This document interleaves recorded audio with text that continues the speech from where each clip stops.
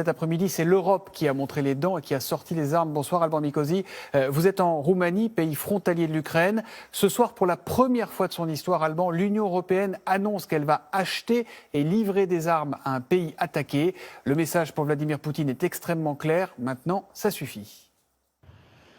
Oui, c'est un coup de tonnerre cet après-midi que cette déclaration d'Ursula von der Leyen, puisque pour la première fois, l'Union européenne, en tant que collectivité, prend part à un conflit en achetant et en livrant des armes.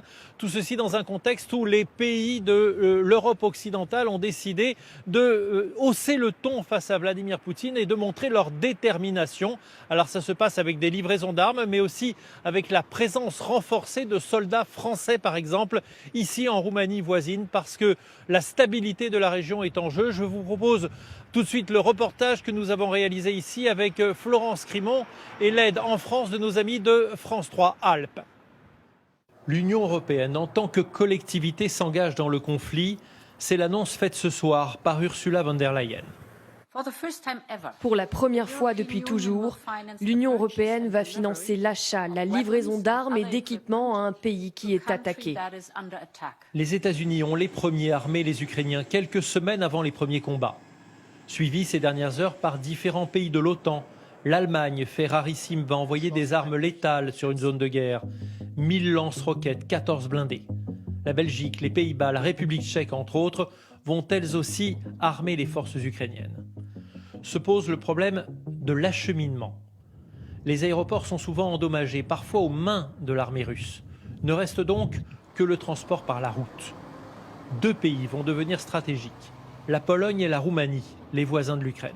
Ça fait quelque chose de vous voir partir, c'est une belle expérience dans une carrière. Dans cette optique, des soldats français se préparent à embarquer direction Bucarest. Leur mission, dissuader toute incursion, toute attaque vers ce pays membre de l'OTAN. Un petit véhicule de reconnaissance et puis vous avez ce type d'engin, AMX-10RC. Ils sont au total 500 militaires français à former ce bataillon mobilisé dans des délais très courts. Côté roumain, toutes les bases de l'OTAN sont renforcées, comme ici près de Constanța. Le pays partage avec l'Ukraine 650 km de frontières. Pour les autorités, l'arrivée massive de soldats occidentaux est rassurante. La Roumanie n'est pas une cible. Nous serons protégés et on espère que ce conflit en Ukraine se termine le plus vite possible. La France a aussi annoncé hier soir l'envoi vers l'Ukraine d'armes strictement défensives, des équipements et des moyens logistiques. L'Europe qui s'arme. Et regardez encore cette image. Ce sont 2 Rafales qui ont décollé de la base de Mont-de-Marsan dans les Landes tout à l'heure. La direction les pays limitrophes de la Russie. Ils vont effectuer là-bas ce qu'on appelle une mission de police du ciel.